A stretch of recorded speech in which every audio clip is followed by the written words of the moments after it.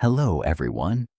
Tonight we are not going on a thrilling adventure through a bustling metropolis or a daring expedition to a mountaintop. Instead, we are embarking on a far quieter, more profound journey. Settle in. Let the hum of the world outside soften to a whisper. Close your eyes if you feel so inclined and imagine a shoreline at twilight. The waves are not crashing. They are lapping a gentle rhythmic exhale against the sand. You stand there barefoot and feel the cool, wet grit beneath your toes. It is peaceful. It is calm. And yet, this stillness holds a secret. Underneath this quiet ritual, an invisible force billions of years in the making is at work. It is the story of the tides, a planetary waltz choreographed by a silent partner in the sky. It is a story so powerful that if you were to stand directly in its full force on early Earth, a time when the moon was much closer, you'd likely be swept away by waves hundreds of feet high. You probably wouldn't survive, but don't worry, we are far from that ancient chaos now. Here tonight you are safe. Now before you go and watch, please take a moment to like and subscribe to this video, but only if you truly enjoy what I do. It helps this cozy corner of the internet find more fellow wanderers. And if you're feeling extra connected, leave a comment and let me know where in the world you're listening from. What time is it for you? It's always a joy to see this small, sleepy community stretch across time zones and continents.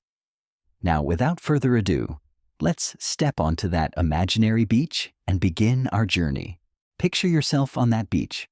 The sky is a vast, bruised canvas of purples and indigos. The first stars are beginning to prick the darkness. You can smell the salt in the air, a clean, ancient aroma that has clung to the wind since the beginning of time. You hear the steady, reliable breathing of the ocean, a soft and ceaseless sound. The tide is coming in. You don't see it rushing. You feel it, a gradual, persistent advance of the waterline, claiming back the sand one tiny ripple at a time. It's a movement so slow, you might miss it if you weren't paying attention. And yet this movement is the very heartbeat of our planet, a rhythm older than any of our stories. For as long as humans have looked out at the sea, we have been captivated by this rise and fall. Ancient fishermen in Mesopotamia, watching the tidal changes in the Persian Gulf, learned to time their fishing trips with the predictable flows. They saw the ocean retreat and return, and they understood it as a clock, a calendar, a benevolent force that governed their lives. The Romans, on the other hand, found the dramatic tides of the Atlantic to be a source of wonder and even fear, so unlike the gentle, nearly imperceptible tides of the Mediterranean Sea they were used to. They believed these tides were a sign of the vast, unpredictable power of the ocean, a force they could never fully conquer. This dichotomy, the tide as a dependable rhythm versus a terrifying force, has shaped human history for millennia. But what causes it? To a casual observer, the answer seems obvious. It's the moon, right? We see the moon hanging there, a pearly orb, and we know it's connected somehow. We are taught that the moon's gravity pulls on the oceans, and that is, of course, the truth. But it is not the whole truth, and the whole truth is far more elegant and beautiful than the simple explanation. The true story is not a single powerful yank from the moon. It's a quiet, ongoing conversation, a cosmic duet. To understand it, we must first let go of the idea of the Earth as a solid, unmoving rock. It's not. It's more like a giant, slightly wobbly water balloon, a sphere wrapped in a thin skin of land. And the moon, our faithful companion, hangs in the sky, not yanking, but gently beckoning. It's a slow-motion tug-of-war where the moon says, "Come here just a little." And the ocean, being the most compliant part of our planet, listens. The most intuitive part of this story is the bulge on the near side. As the moon's gravity pulls on the Earth, it pulls on the oceans most strongly on the side facing it. This pull creates a mound of water, a bulge that follows the moon as it journeys across the sky.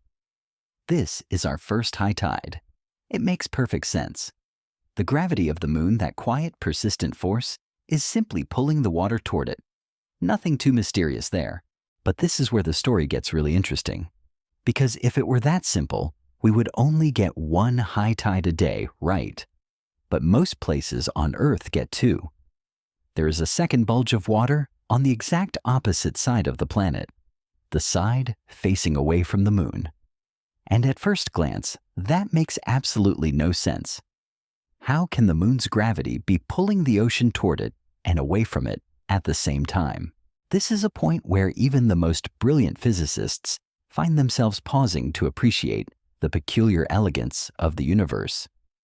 The answer lies in a concept that scientists call differential gravity, or tidal force.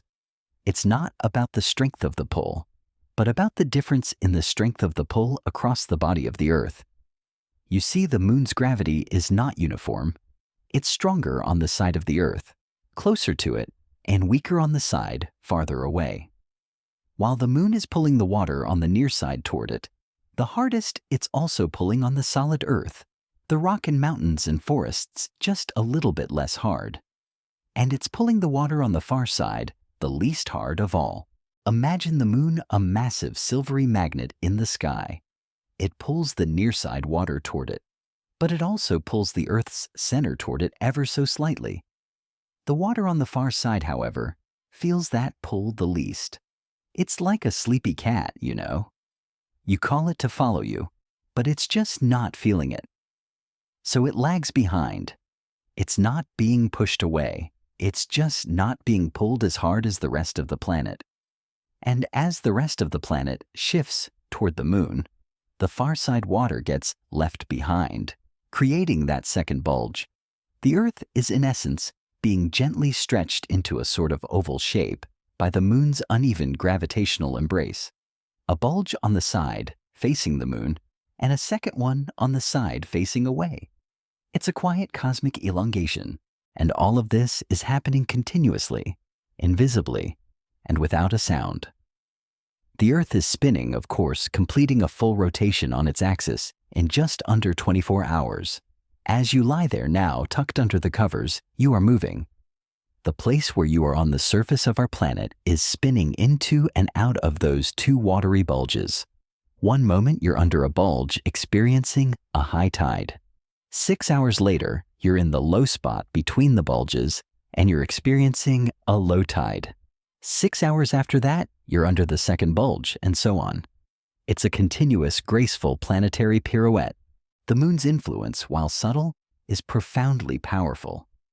It's the conductor of this silent symphony. A lesser-known fact about tides is that they are so much more than just the rise and fall of water. The solid ground beneath our feet also responds to the moon's pull. It rises and falls by a few centimeters twice a day, a phenomenon known as earth tide. While you won't feel it and your coffee mug won't slide off the table, it's a quiet reminder that nothing on our planet is truly still. This dance of gravity has been going on for billions of years, but the academic debate over the full picture is surprisingly recent. For a long time, the simple explanation was good enough. Even the brilliant minds of history struggled with the second bulge. Sir Isaac Newton, who first described gravity in the 1600s, laid the groundwork, but it wasn't until much later that scientists fully grasped the complexities of tidal forces. Recognizing that the Earth's own inertia and the differential nature of gravity were just as crucial to the story as the moon's direct pull.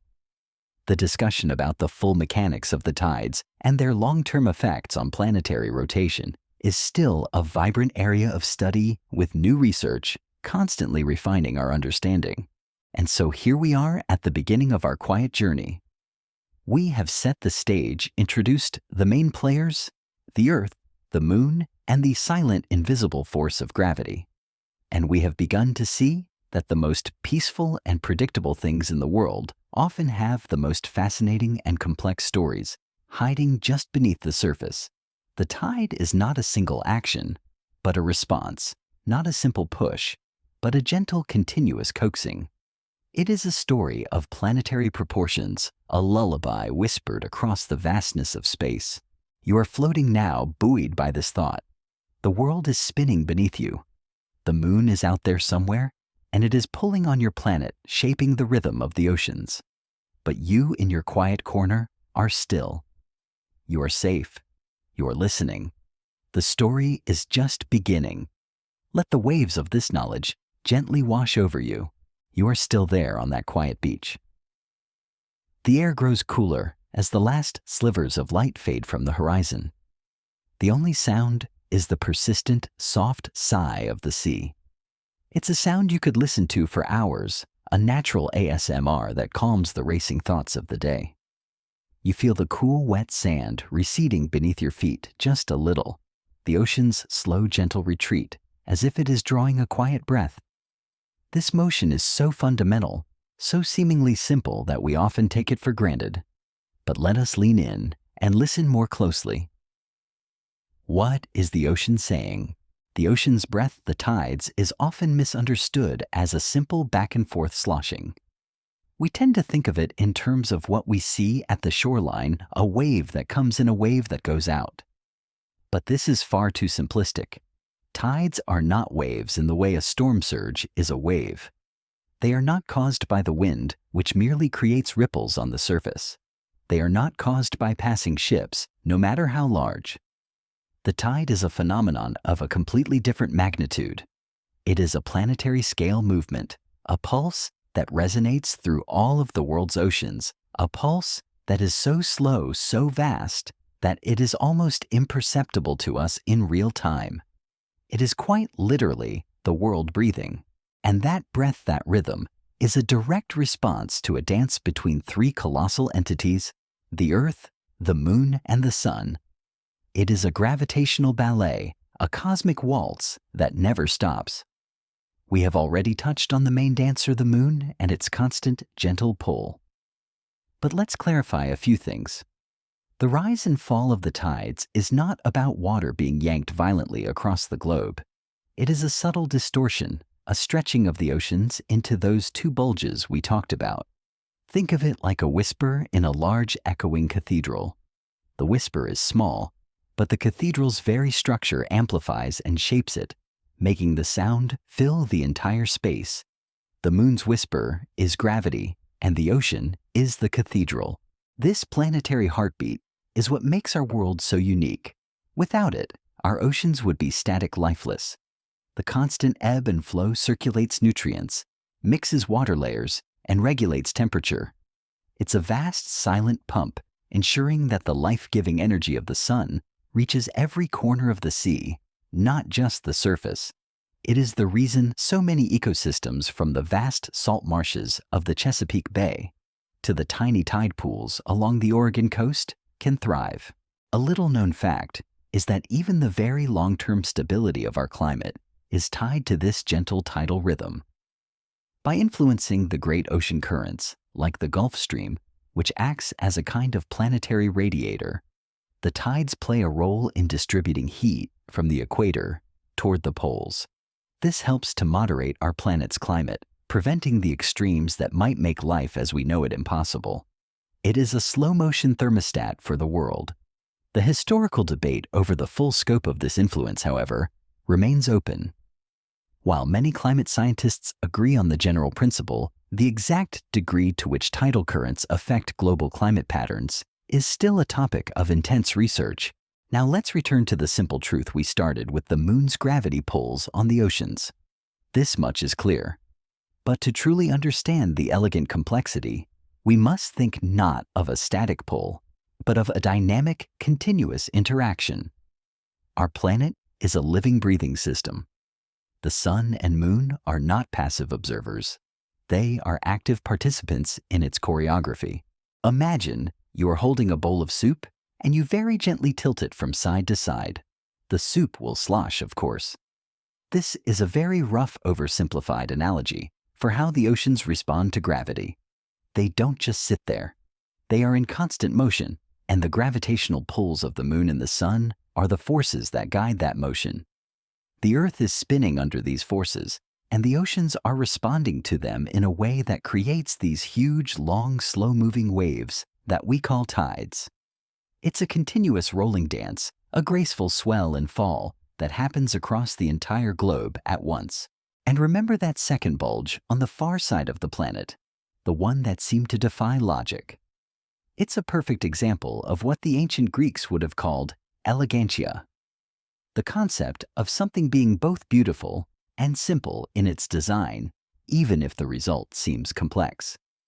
The universe, it seems, has a sense of humor. Why have one high tide when you can have two?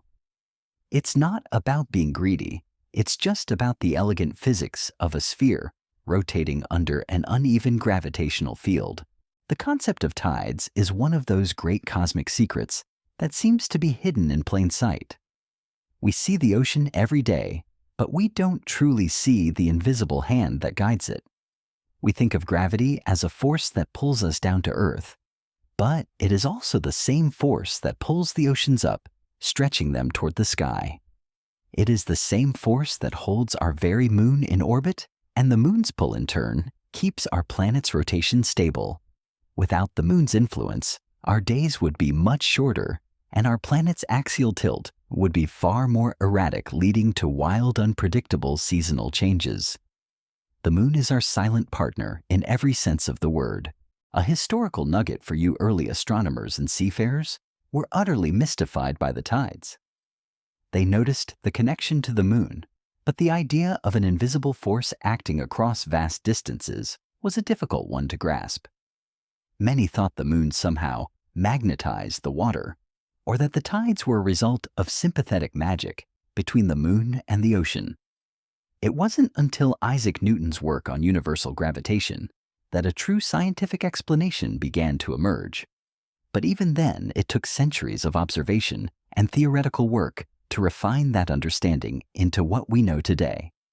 The tides are a perfect case study in how human knowledge builds upon itself, slowly chipping away at the mysteries of the universe.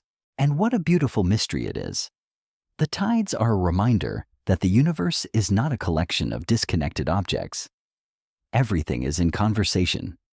The moon whispers a command, and the ocean listens. The sun adds its voice, and the ocean's response changes. The continents, those great unmoving landmasses, shape the conversation, muffling it in some places, amplifying it in others. It is a constant, never-ending dialogue. You too are part of this story. Your body is mostly water, and while the tidal forces on a person are too small to ever be felt, you are a part of this same grand cosmic ballet.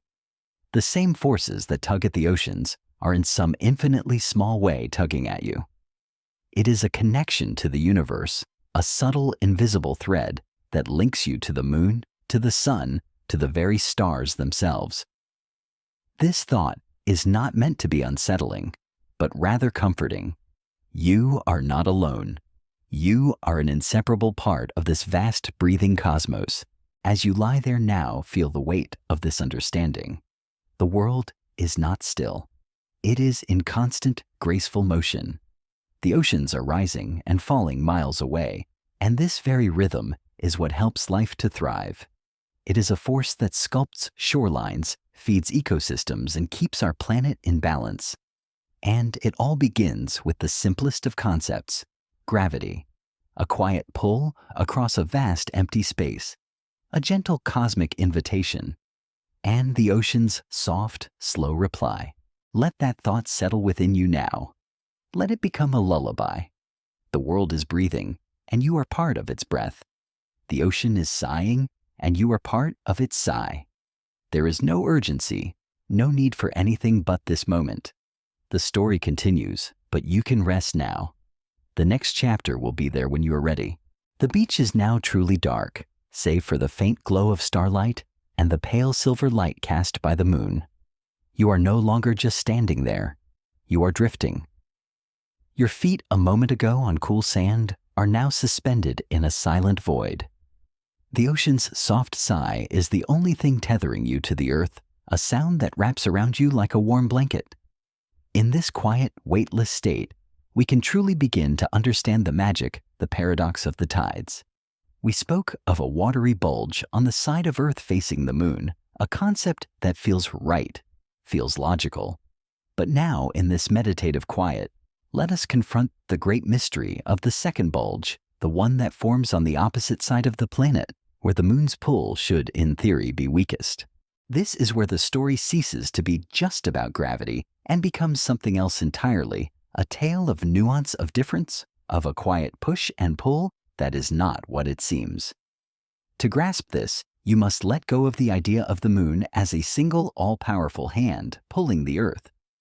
Instead, imagine its gravitational reach as a sort of cosmic field, a gentle net that envelops our entire planet. This net is not uniform.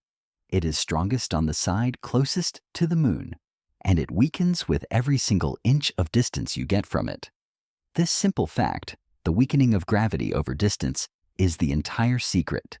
Think of our planet as a giant flexible sphere like a water balloon. When the moon's gravitational net reaches out and embraces it, it pulls on every part of that balloon. But it pulls on the part closest to it with the most enthusiasm. This is the water on the near side. It's the part of the balloon that wants to rush toward the moon the most. And it does. It stretches, forming that first logical high tide. Now, what about the Earth itself?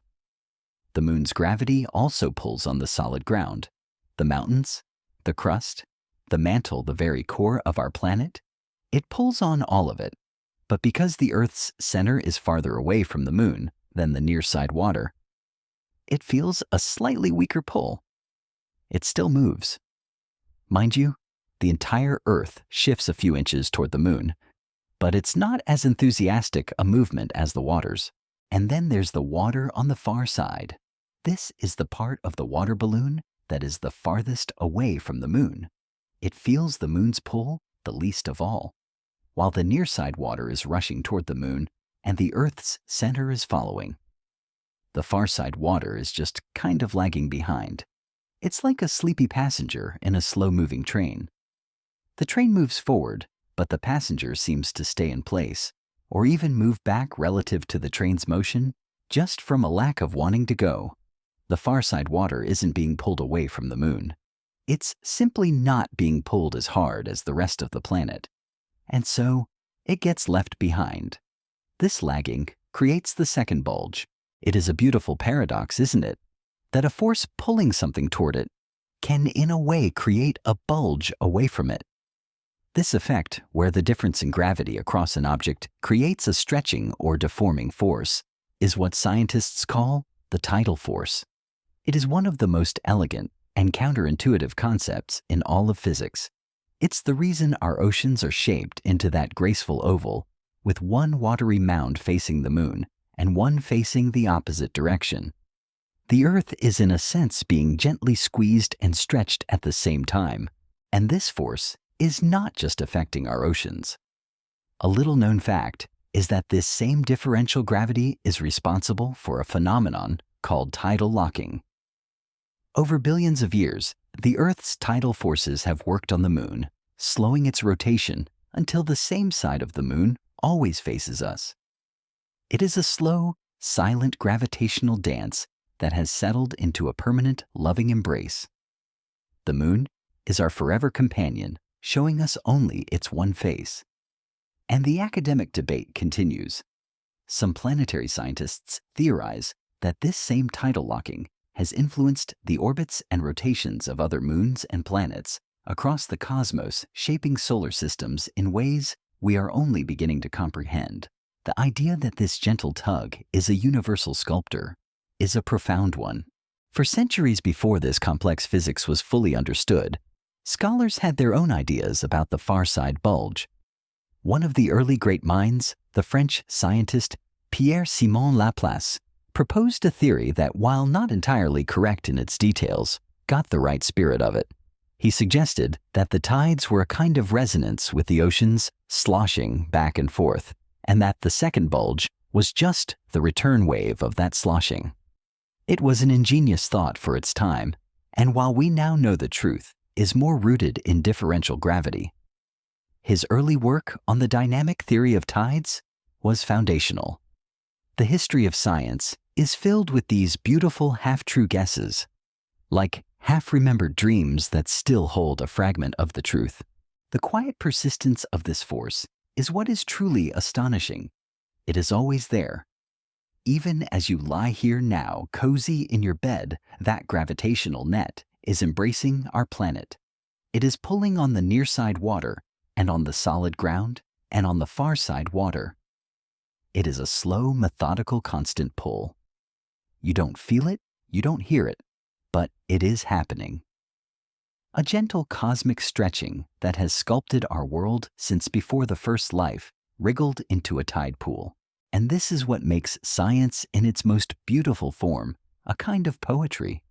It uncovers these hidden truths, these invisible rhythms, and reveals a universe far more intricate and elegant than we could have ever imagined. The moon is not just a distant cold orb in the night sky. It is an active partner, a patient sculptor, and a constant companion. It is reaching out across 250,000 miles of empty space to give our planet a gentle twice-daily squeeze. So let that thought sink in. The Earth is not a static object. It is a living, breathing sphere, and its very shape is subtly influenced by the moon's presence. The oceans, the land, even the air, are all part of this grand cosmic ballet. The tide is the visible evidence of this invisible force. It is the ocean's gentle answer to the moon's persistent question, "Are you still there?" And the ocean, in its quiet, constant rhythm, always replies, "Yes, and I am listening." Now, as we continue to drift, let that second bulge, that counterintuitive, graceful phenomenon, become a symbol of something more. A reminder that what seems impossible from one perspective can be the most beautiful truth from another. The universe is not always what it seems, and its greatest secrets are often hidden in the most elegant of details. You are floating now between the two bulges. The pull is subtle, but it is there. The moon is on one side, and the idea of the moon is on the other. And you, suspended in this moment, are feeling the rhythm of it all. It is quiet, it is peaceful, and it is all part of the same ancient story. Let this thought soothe you. You are held by a force that connects oceans and planets. You are safe. You are a part of it all. You are still floating in that quiet space, held between the moon's pull and its distant echo. The concept of the two watery bulges is now a part of your mental landscape, a soft oval shape stretching around a spinning sphere. But the true rhythm of our daily lives, the one that shapes our shores and our harbors, isn't just about the bulges themselves. It's about how our planet moves beneath them. It's time to add a spin to our story. Imagine the Earth as a grand ballroom dancer twirling gracefully. The two tidal bulges, one facing the moon, one facing away, are like two great stationary mountains of water. As our planet rotates on its axis, it passes through these two watery mountains twice a day. The very spot you are imagining yourself to be, that quiet beach, is slowly, steadily moving through space. It is a graceful planet-wide pirouette. As your location on the spinning Earth passes into a bulge, the water level rises. This is high tide. As you then pass out of that bulge and into the space between them, the water level falls. This is low tide. And then, a few hours later, you pass into the second bulge on the opposite side of the planet, and you experience high tide again. It's a rhythm so dependable, so ancient, that it has been shaping life on Earth for billions of years. But here is where the dance becomes a little more intricate. If the Earth completed its rotation in exactly 24 hours, and the moon was a fixed point in the sky, then a spot on Earth would pass under the same bulge every 12 hours. But that's not what happens. Tides don't obey the human clock. They follow the moon's schedule. And our quiet moon, our partner in this dance, is also moving. A lesser-known fact about our solar system is that the moon isn't stationary while we spin. It's orbiting the Earth in the same direction that Earth spins, completing a full orbit roughly every 27.3 days. So, as the Earth completes its 24-hour rotation, the moon has moved a little farther along its path. To get back to the same position relative to the moon, a point on Earth has to rotate for an additional 50 minutes or so. This is what astronomers call a lunar day. It's roughly 24 hours and 50 minutes long. So the time between high tides isn't exactly 12 hours. It's about 12 hours and 25 minutes. This small, elegant delay is why, if you were to stand by the coast and mark the time of high tide every day, you would notice it happens about 50 minutes later each time. The moon, it seems, is nothing if not fashionably late. It's a subtle, beautiful testament to the fact that we are not a closed system. Our daily rhythm is not just governed by our own planet's rotation, but by our interaction with our orbiting companion. The predictability of this rhythm has long been a foundational piece of human knowledge. The Phoenicians, masters of the sea, were among the first to systematically chart the tides for navigation. They learned to read the sea's subtle shifts and used them to plan their voyages, knowing that the strength of the currents and the depth of the water in a harbor were tied to the lunar cycle. For them, the moon was not just a light in the sky. It was a cosmic clock that dictated the success of their trade routes. This knowledge, passed down through generations of mariners, became the first form of celestial navigation that wasn't just about direction, but about timing. But while the theory of tides seems to be a simple, elegant waltz, the reality on Earth is far more complicated. The true academic debate, the one that keeps oceanographers up at night, isn't about why the tides happen, but about how to precisely predict them everywhere. Our planet's surface is not a smooth, featureless sphere covered in water. It is a lumpy, bumpy mess of continents, islands, and underwater mountain ranges. These obstacles get in the way of the tidal bulges. They block the flow of the water, redirecting it and causing the tidal waves to bounce off the continents and interfere with each other. This interference is why some places, like the Bay of Fundy, have a huge tidal range of over 50 feet, while others, like the Mediterranean Sea, have barely any tide at all. The shape of the coastline, the depth of the ocean, and the position of these bulges all interact in a complex, chaotic, and beautiful dance. It's a great cosmic argument between the clean physics of the heavens and the messy reality of Earth's geography. So when you see a tide chart, that detailed, precise table that tells you exactly when the water will be high or low, you are looking at the culmination of centuries of scientific effort. You are looking at a document that takes into account the dance of the Earth and the moon, the sun's influence, and the unique local geography of that very coastline. It is a quiet masterpiece of prediction, a testament to our ability to find order in the most complex of systems. And as you lie here listening, you can feel that order. The rhythm is not just in the waves. It is in the very fabric of our universe. The Earth is spinning, and you are riding its rotation. The moon is orbiting, and you are following its path. It is a seamless, beautiful, and never-ending motion. There is nothing to worry about. You don't need to do a thing. Just be a part of the spin, a part of the waltz. The thought of it all is a kind of deep cosmic comfort. You are not a solitary point in a static universe. You are an inseparable part of a vast moving machine, a clockwork of planets and moons that has been ticking away with perfect, gentle precision for billions of years. The tides, those soft exhalations of the sea, are the most tangible proof of this grand cosmic ballet. They are a sign that we are not just creatures of the land, but creatures of the universe connected to forces beyond our everyday sight. And so the quiet dance continues. You spin, the Earth spins, and the moon tugs, and the ocean listens. The cosmic dance continues, but we are not alone on the dance floor. So far we've spoken of a duet, the Earth and the moon, a perfect silent couple. But there is a third, infinitely more powerful partner waiting in the wings. This is a story of three, not two. While the moon is the patient choreographer of our tides, the sun is the special guest star with a powerful voice that can either amplify the melody to a dramatic crescendo or hush it to a gentle whisper. The sun. It is a star, a ferocious ball of fusion and light, dwarfing our small moon in both size and power. It is roughly 27 million times more massive than the moon, and its gravitational pull on Earth is immense. So why, you might wonder, does the moon have a greater effect on the tides? The answer lies in the vast empty space that separates us. While the sun's pull is strong, its tidal force, the difference in its pull on the near and far sides of the Earth, is only about 40% as strong as the moon's. This is because, as you recall, gravity's influence weakens with distance, and the sun is nearly 400 times farther away from us than the moon. The moon may be small, but its proximity makes it the primary conductor of the tidal orchestra. Still, that 40% is no small contribution. The sun's gravitational pull, when added to the moon's, creates moments of dramatic change in the ocean's rhythm. These moments are called spring tides. The name has nothing to do with the season.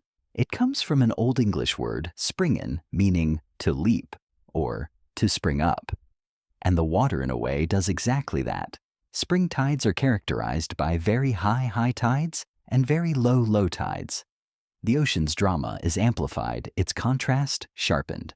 Spring tides happen twice a month during the full moon and the new moon. Think of it as a perfect cosmic alignment. During the new moon, the sun, moon, and Earth are arranged in a straight line with the moon in the middle. The sun and the moon are on the same side of our planet, and their gravitational pulls combine, tugging the ocean in the same direction. It's like two great cosmic oarsmen rowing in perfect sync, pulling the watery bulges higher than usual.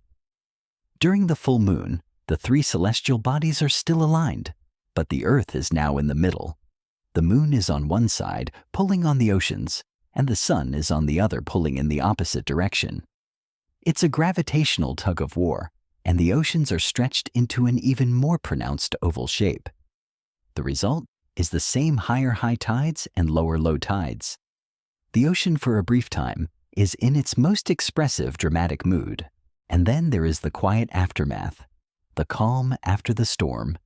These are the neap tides, which occur when the sun and moon are at a right angle to each other relative to the Earth. This happens twice a month during the first and third quarter moons. Here, instead of working together, the sun's and moon's gravitational pulls are partially canceling each other out. One is pulling up while the other is pulling to the side. The ocean caught between these two competing forces shrugs and settles into a milder rhythm. Neap tides are characterized by lower high tides and higher low tides. The tidal range is smaller, more moderate, more subdued. It is the ocean's gentle exhale after the excitement of the spring tide, its way of taking a nap between high-energy performances. This monthly cycle of spring and neap tides is a beautiful example of celestial mechanics on a grand scale. It's a reliable cosmic beat that the oceans have been following since the very beginning. A little-known fact is that this subtle solar influence also plays a role in the long-term stability of Earth's axis. While the moon's pull is the main force keeping our planet's wobble in check, the sun's gravitational presence adds a gentle stabilizing counterpoint. It's an intricate balance that keeps our seasons relatively stable, a subtle detail that allows life to flourish without the chaotic extremes that might otherwise occur. The ancient world, of course, was acutely aware of this cycle. Long before we understood the physics, coastal communities from the British Isles to the Polynesian Islands learned to read the phases of the moon as a clock for the tides. They knew that a full moon, or a new moon, meant deeper waters in the harbor and stronger currents, an opportunity for long-distance sailing. They knew that a quarter moon meant calmer, more manageable tides, perfect for fishing in shallow coastal waters. Sailors in the 17th century, navigating the treacherous waters of the North Atlantic, relied on this knowledge, timing their departures and arrivals to coincide with the powerful currents of the spring tides. This was a form of empirical science, a practical wisdom built on generations of careful observation. Long before Newton ever wrote a single word about gravity, today this knowledge has grown exponentially. We can predict the tides years, even decades in advance, with incredible accuracy, thanks to complex models that factor in the positions of the sun, moon, and even other planets, as well as the unique geography of the ocean basins. But the academic debate surrounding tides continues. One of the great unanswered questions of oceanography is the precise long-term effect of tides on global sea level rise. As the climate changes and ice melts, the very shape of the ocean basins is subtly changing, altering how the tidal bulges move and how they interact with coastlines. Scientists are still actively debating how these changes will affect tidal patterns in different parts of the world and what this means for coastal communities. The sun and the moon may be consistent, but the stage on which their performance takes place is slowly, imperceptibly shifting. And you, our quiet listener, are a witness to this entire grand performance. You are not just seeing the tide rise and fall.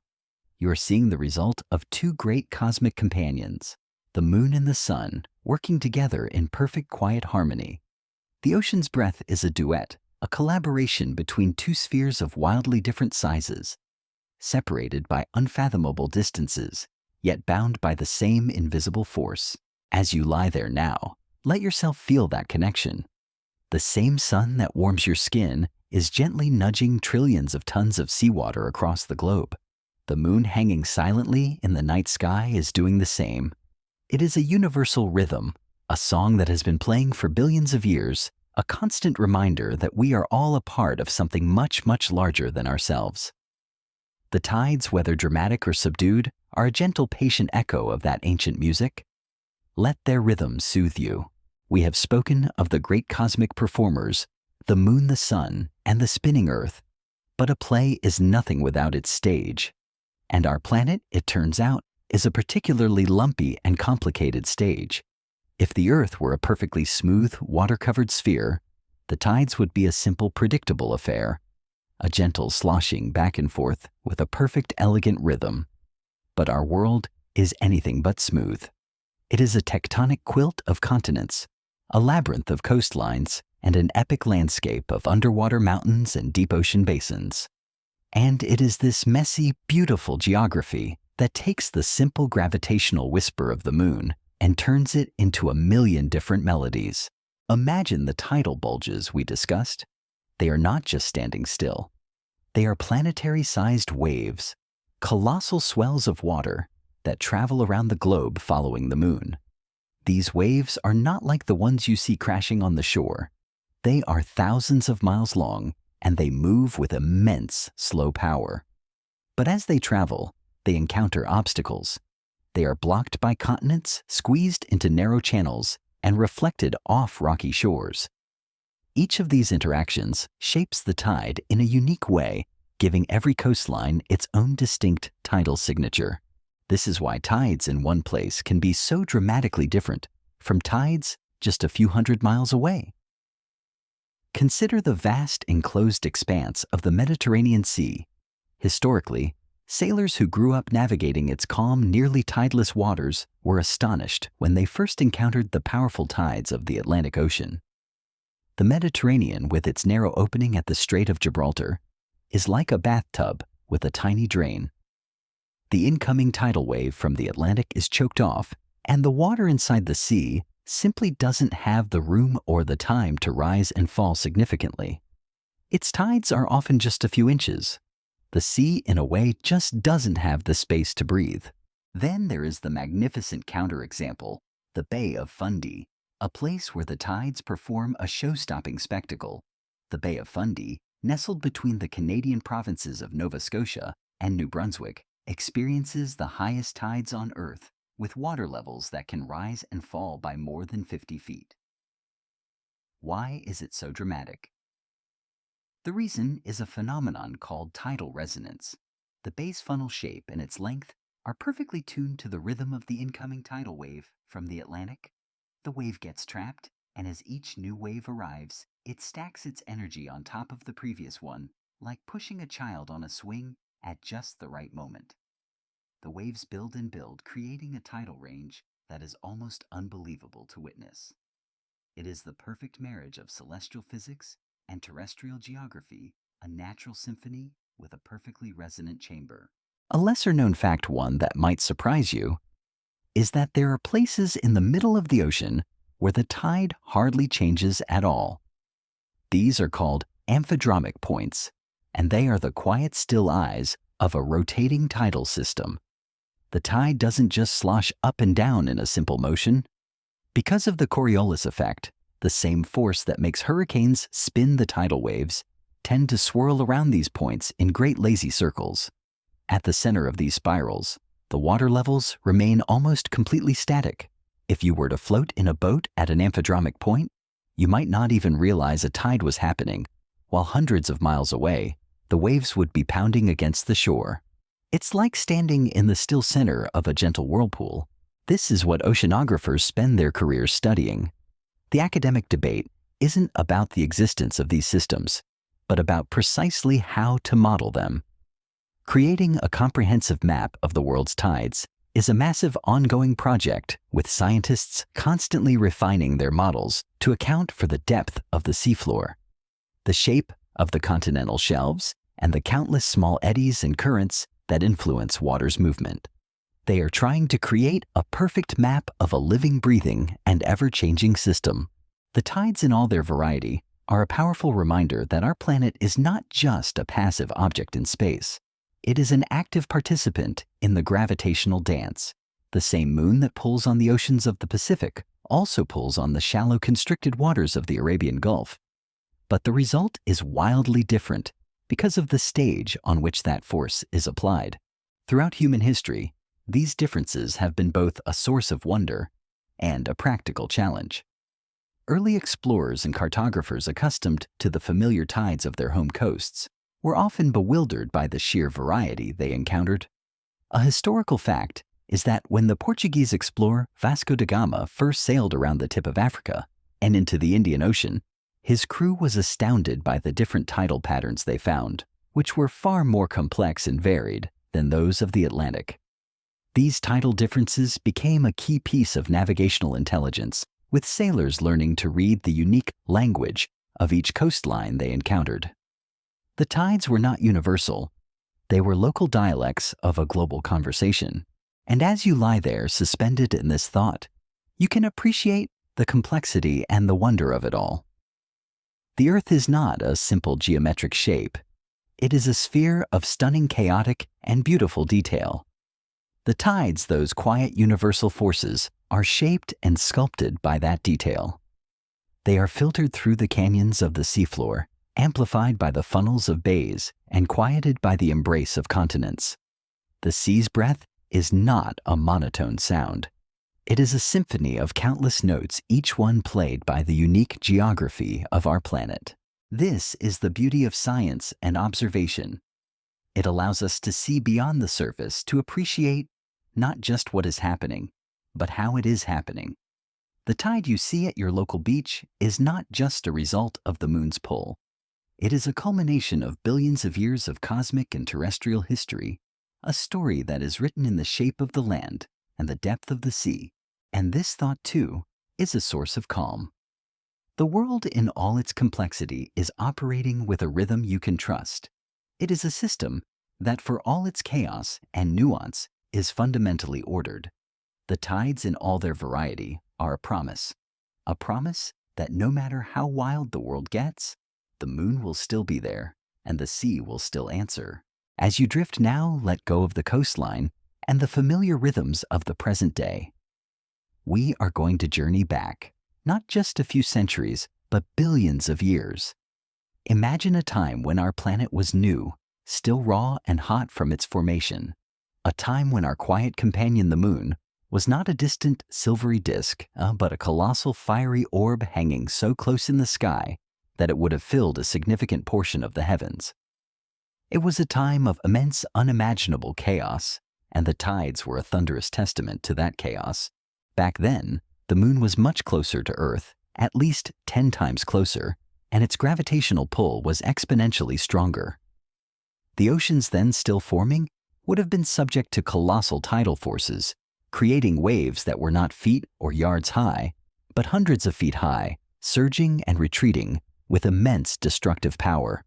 The tide would have been a daily furious deluge, reshaping the coastlines with every cycle, and a day on that young Earth was a fleeting thing, lasting perhaps only 6 hours. Imagine experiencing that entire cycle from high tide to low tide and back again 4 times a day. It was a different world, governed by a wilder, more dramatic rhythm, But nature, as always, seeks balance. As those titanic tides sloshed and surged across the primitive oceans, they created friction with the seafloor. This tidal friction, this constant drag of water against the land, acted like a cosmic brake on the Earth's rotation. Every time the watery bulges were formed and the Earth spun beneath them, a tiny bit of rotational energy was lost. This energy didn't just vanish, it was transferred to the Moon, giving it a tiny boost in its orbit and causing it to slowly, imperceptibly drift farther away from us. This slow dance has been going on ever since. The Moon has been a sculptor of our planet in more ways than one, not just by creating tides, but by slowing down our very days.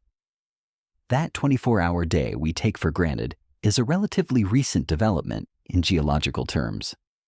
A lesser-known fact is that this process is still happening. The Moon is still slowly moving away from Earth at a rate of about 3.8 centimeters per year, roughly the speed your fingernails grow. Over the billions of years since its formation, that small, relentless movement has added up to a monumental distance, and it is a fundamental reason why the tides we experience today are far gentler than those of early Earth. The history of this slowdown is not a mystery, but a story written in stone. Geologists and paleontologists can read this planetary diary. A historical fact is that by studying the growth rings of ancient corals and the layered sediments left behind by tides in ancient rock formations, scientists have been able to calculate the length of a day hundreds of millions of years ago. For example, fossil evidence from a coral reef dating back to the Devonian period over 350 million years ago suggests that a year had about 400 days. This means that each day was only about 21.9 hours long. It is a tangible physical record of the Earth's slowing pirouette. It's like finding a worn ancient page from a diary that simply says, "The day was a little bit shorter than the last one." The academic debate continues, however, over the precise details of this process. Some scientists argue that tidal friction wasn't the only force at play with other geological events, like plate tectonics and major asteroid impacts also influencing the Earth's spin. Others are still trying to find definitive geological evidence for what happened during the very early days of the Earth and Moon system, when the Moon was so close and the days were so short. The records from that time are sparse, buried deep within the Earth's crust, or lost to eons of geological activity. But the general story is clear, and it is profoundly beautiful. The tides, which seem so gentle and passive to us, have been the great engine of change for our planet's rhythm.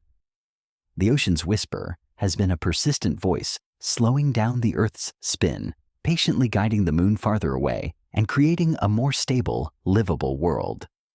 The very peace we feel now, the steady, reliable 24-hour day, is a direct result of that ancient cosmic breaking. You are now a witness to this deep time. You are seeing not just the present, but the past.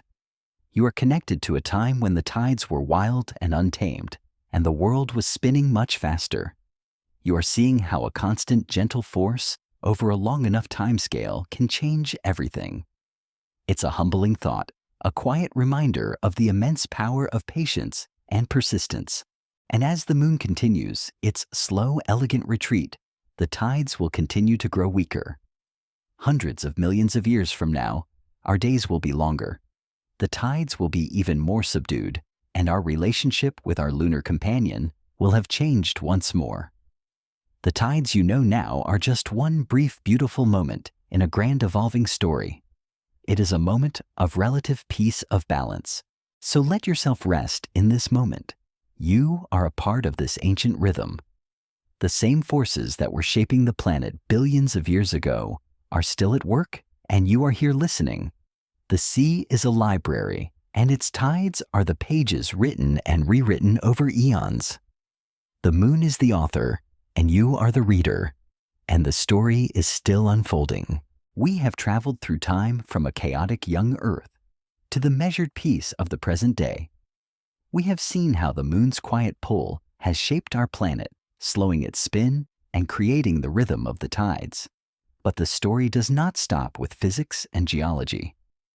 The tides, those soft exhalations of the sea, are not just a mechanical force, they are a life force. They have sculpted not only our coastlines, but the very creatures that inhabit them, weaving the moon's rhythm into the deepest fabric of life itself. Imagine now a shoreline at low tide. This is a world that lives on the edge, a place of dual identities known as the intertidal zone. For a few hours each day, it is dry, a land of rock and sand and tidal pools, exposed to the sun and the air.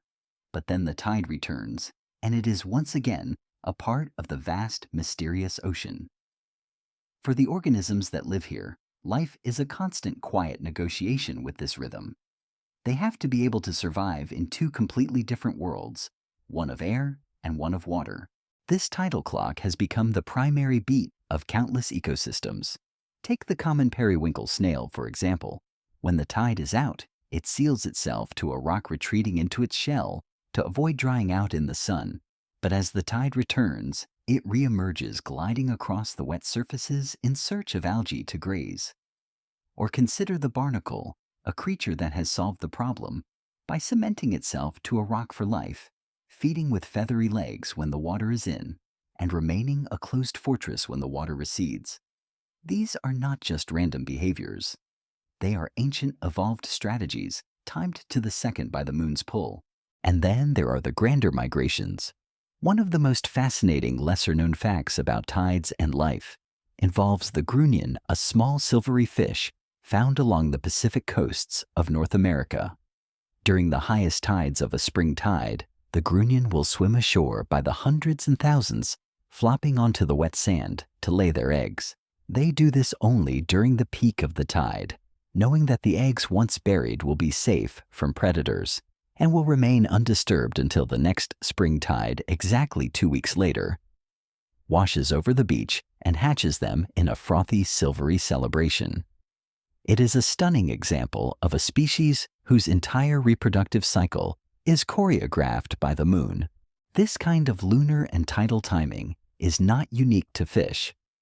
The horseshoe crabs, ancient creatures that look like they wandered out of the Cambrian period and forgot to update their wardrobe, gather in enormous numbers on the beaches of the U.S. Atlantic coast every year, particularly in Delaware Bay, to spawn during the spring tides of May and June. A historical fact is that the arrival of these crabs was a major event for coastal Native American tribes who relied on the crab eggs as a source of food. The tides for them were not just a navigational tool, but a fundamental part of the harvest, a reliable signal that abundance was returning to the shore. This rhythm is so strong that it has become a central part of the biological clocks of many creatures. Scientists are still actively debating how marine organisms, from crabs to worms to plankton, use internal mechanisms to predict tidal cycles even when they are not in the water. Research has shown that their internal rhythms, which govern everything from feeding to reproduction, can operate on a 12.4-hour cycle, mirroring the lunar day. This suggests that the moon's influence isn't just an external force, but has become a part of their very genetic code, a quiet lunar whisper embedded in their DNA. The tides are also a vast, silent conveyor belt for nutrients. As water moves in and out of estuaries and salt marshes, it carries with it organic material, microscopic plankton, and dissolved minerals. This constant circulation creates some of the most productive and biologically rich ecosystems on Earth. Salt marsh grasses, with their remarkable ability to thrive in salty water, trap this sediment and provide safe havens for young fish and crustaceans. Without the tides, these vibrant, dynamic ecosystems would stagnate. The tides are, in a very real sense, the lifeblood of our coasts. And this connection between tides and life extends to us too. For as long as we have lived by the sea, humanity has learned to live by its rhythm.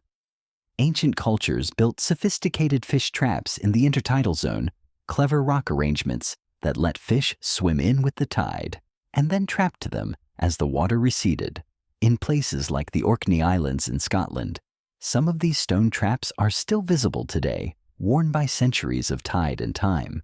For these cultures, the sea's rhythm was not just a curiosity. It was a fundamental part of their survival. So as you lie there now, feel the quiet pull of this history. You are connected to a long, unbroken chain of life that has been listening to the moon's call for billions of years. You are a part of a dance that includes the smallest barnacle and the largest whale. Every creature that lives by the sea is a testament to the power of adaptation, a living clock tuned to the moon's patient, relentless beat. Let this thought bring you peace. The world is a complex, interconnected web of life, and the tides are one of its great fundamental threads. The sea is not just moving, it is breathing, and it is carrying life with every breath. The moon is still out there conducting its symphony, and the entire coastline is listening. We have seen the tides as a sculptor of the earth and a choreographer for life itself. But what of us, we who walk on 2 feet, who build, and who dream our relationship with the tides is not just one of passive observation. It is a relationship of necessity, ingenuity, and a quiet poetic understanding that has shaped human history for millennia. We have lived, worked, and even drawn power from the ocean's beat. The moon's echo is not just in the sea. It is in our homes, our machines, and our lore. Imagine the dawn of human civilization, not in the bustling metropolis, but along a quiet coast. A historical fact is that in coastal regions of Europe, from the Bay of Biscay in France to the coasts of England and Wales, some of the earliest forms of renewable energy were harnessed by tidal mills. These were simple, ingenious structures. As the tide rose, water would flow through a gate, filling a mill pond. When the tide began to recede, the gate would close, trapping the water. The miller would then release this stored water through a channel, turning a water wheel to grind grain. These were the coastal cousins of river mills, but powered not by a flowing stream, but by the moon's silent, patient tug. They were a testament to human brilliance, a quiet, almost forgotten chapter in the story of our relationship with the tides. The Nendrum Monastery tidal mill in Northern Ireland, dating back to the 7th century, is one of the oldest and most well-preserved examples. It is a profound piece of history, showing that our desire to harness nature's rhythm is as old as our civilization. This living by the tides is not just a relic of the past. In coastal communities all over the world, from the low-lying atolls of the Maldives to the fishing villages of Southeast Asia, daily life is still an intricate dance with the lunar cycle. The timing of boat trips, the harvesting of seafood, and even the social gatherings are often dictated by the ocean's rhythm. The moon is a clock without numbers, and the tides are its hands, guiding human activity with a predictable, ancient beat. And what about our modern world? We have not abandoned this connection. We have simply scaled it up. Today, we are attempting to harness the power of the tides on a grand industrial scale. Tidal energy, also called tidal power, is one of the oldest and most reliable forms of renewable energy. Unlike solar power, which needs sunlight, or wind power, which needs a breeze, tidal power is almost perfectly predictable. We can forecast the tides for centuries in advance. The moon, after all, is not known for being spontaneous. There are a few ways we capture this power. The most established is the tidal barrage. Imagine a huge dam with gates stretched across a tidal estuary. As the tide comes in, water is trapped behind the dam. When the tide goes out, that water is released through giant turbines generating electricity as it flows back to the sea. The Rance Tidal Power Station in France, built in 1966, is a famous example. It's still operating today, producing enough clean energy to power thousands of homes, all without burning a single piece of coal or releasing a single puff of smoke. Then there are tidal stream generators, which are essentially underwater wind turbines. A lesser-known fact is that because water is about 800 times denser than air, even a slow-moving tidal current can generate an immense amount of power. These sleek, propeller-like machines are placed on the seabed in fast-moving tidal channels, where they turn with the ebb and flow of the tide, quietly generating electricity below the surface. They are an elegant solution, a testament to how we can draw clean rhythmic power from a system that has been working for billions of years. But this new chapter in our relationship with the tides is not without its challenges. The academic debate surrounding tidal energy is intense, focusing primarily on its environmental impact. While it is a clean source of power, building a tidal barrage can disrupt the natural flow of an estuary, altering salinity levels, affecting fish migration, and changing local ecosystems. Likewise, the underwater turbines, while a marvel of engineering, can pose a risk to marine life. Scientists and engineers are still actively debating how to build these systems in a way that minimizes their impact, ensuring that the technology that gives us power doesn't take away from the natural beauty and complexity of the sea. And this is where our story returns to its heart, the balance. We are a part of a larger system, and every action we take, from building a simple tidal mill to a complex underwater power plant, has a ripple effect. The tides are a reminder of this interconnectedness. They show us that we are not the masters of the natural world, but its partners. We can work with its rhythms, draw from its power, and live in harmony with its beat, but we must do so with respect and humility. The moon is still out there pulling. The sea is still responding. And we in our modern world are still listening. Whether it is a sailor using a tide chart, a crab scuttling for cover, or a turbine spinning in the dark waters, all are part of the same ancient, elegant conversation between the moon and the sea. The tides in their quiet power have shaped not just the world, but our place in it. They are a constant, reliable force that reminds us that there is a rhythm we can trust, a natural clock we can live by, and a power we can draw from. So long as we are willing to listen, we have journeyed far. We began on a quiet, imaginary beach, and from there we have traveled through the physics of gravity, the dance of celestial bodies, the messy reality of planetary geography, the deep, slow history of time itself, the intricate web of life, and the ingenuity of human civilization. We have seen that the tides, for all their simplicity, are a beautiful and profound story.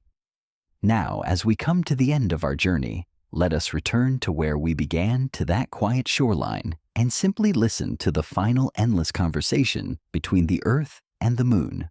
The moon has always been our silent partner, a patient, silver-faced companion, hanging in the night sky. But as we have learned, its influence is anything but passive.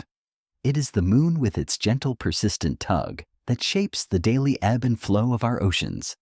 It is a fundamental truth that the moon does not just orbit us, it choreographs us. The tides are the Earth's response.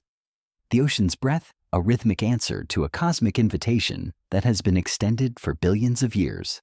Remember the paradox we spoke of, the two bulges of water, one pulled toward the moon, the other left behind, are a testament to the elegant peculiarity of the universe. The tides are not just water sloshing back and forth. They are a differential force, a beautiful stretching of the Earth's surface. This is a subtle force, but one so powerful that it has shaped our planet's destiny. A lesser-known fact is that without the moon, Earth's axial tilt would be far more erratic, a wild, unstable wobble that would have made our climate extreme and unpredictable. The moon, with its gravitational presence, acts like a great gyroscope, stabilizing our planet and making it a far more hospitable place for life to take root and flourish. This profound connection has long been a source of wonder. A historical fact is that for the ancient Greek philosophers and poets, the moon's control over the tides was a mystery that they attributed to a kind of hidden sympathy or a divine link between the two bodies.